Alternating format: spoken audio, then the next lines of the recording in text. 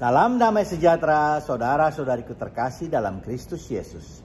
Setelah minggu lalu kita bahas tema yang pertama, maka sekarang kita berkesempatan untuk membahas tema yang kedua. Kehadiranmu lebih melengkapiku. Bacaan kitab suci kita ambil dari Roma 12 ayat 4-8. Sebab sama seperti pada satu tubuh kita mempunyai banyak anggota, tetapi tidak semua anggota itu punya tugas yang sama. Demikian juga kita, walaupun banyak, adalah satu tubuh di dalam Kristus. Tapi kita masing-masing adalah anggota yang seorang terhadap yang lain.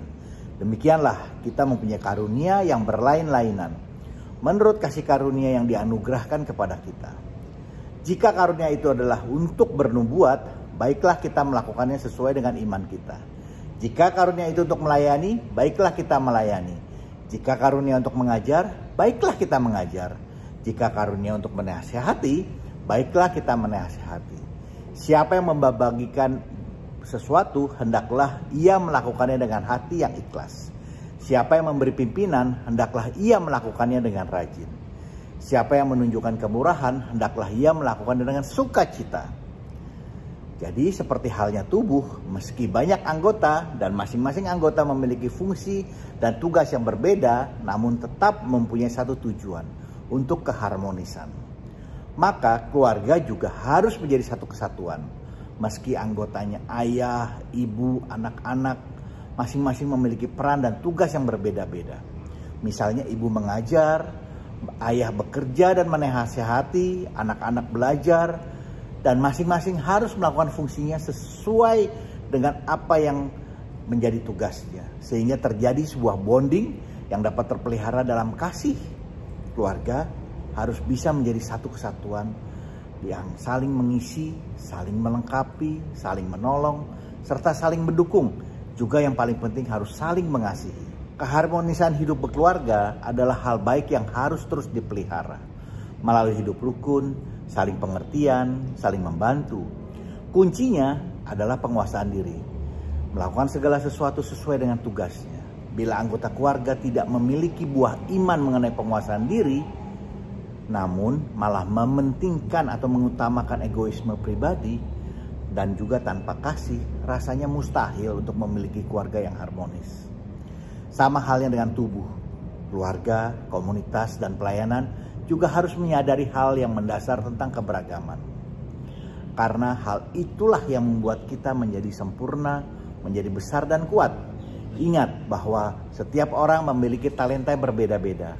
Namun itulah yang membuat kita menjadi lengkap dan saling mengisi.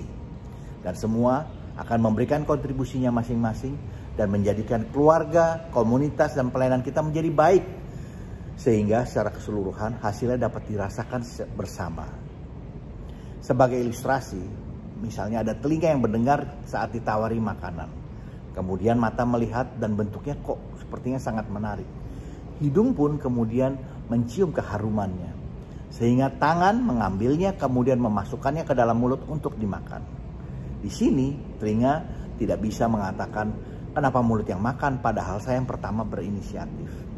Juga mata, hidung, dan tangan. Mereka tidak protes karena mereka yang bekerja tapi mulut yang mendapat bagian. Bayangkan juga kalau anggota tubuh kita saat tertidur, mereka melakukan diskusi dan saling meninggikan diri. Misalnya mata mengatakan, saya ini mata, fungsi saya sangat penting.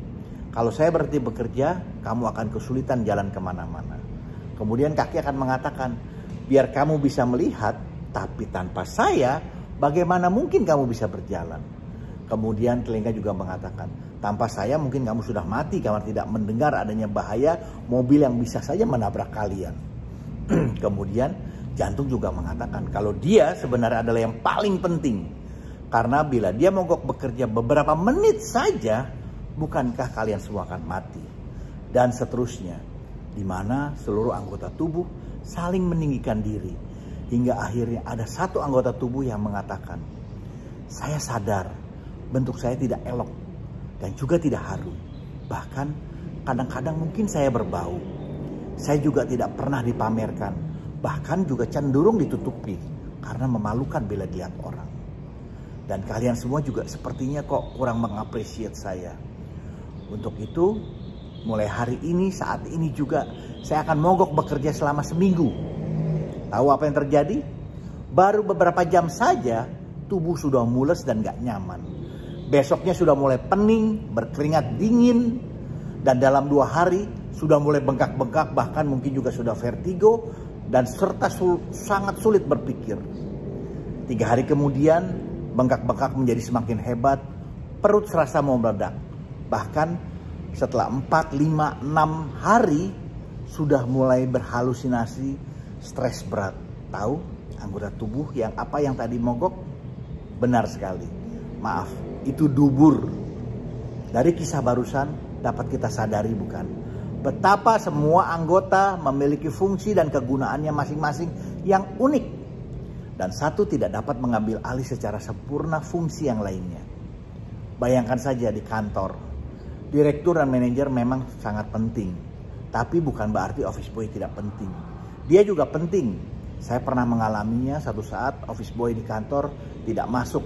Dan saya kesulitan mendapatkan minum. Bahkan mencari gelas saja, saya tidak tahu diambilnya di mana.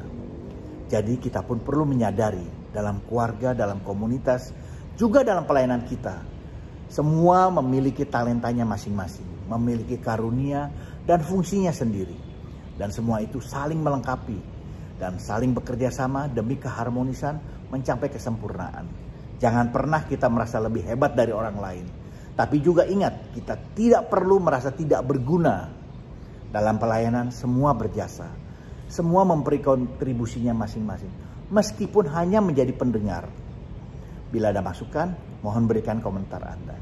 Jangan lupa di like dan subscribe. Juga di share agar kita dapat saling memberkati. Amin. Tuhan Yesus memberkati kita semua.